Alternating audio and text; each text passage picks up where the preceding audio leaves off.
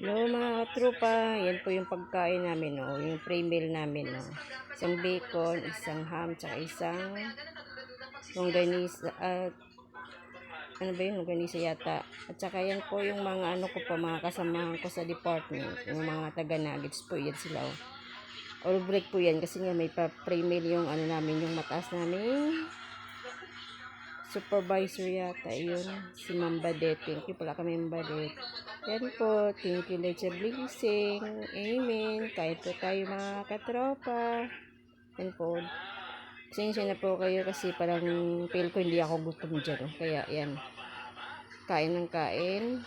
Tapos tingin-tingin sa mga kasamahan sa loob kasi po mga maingay po sila. Yan po. Kain po tayo mga katropa.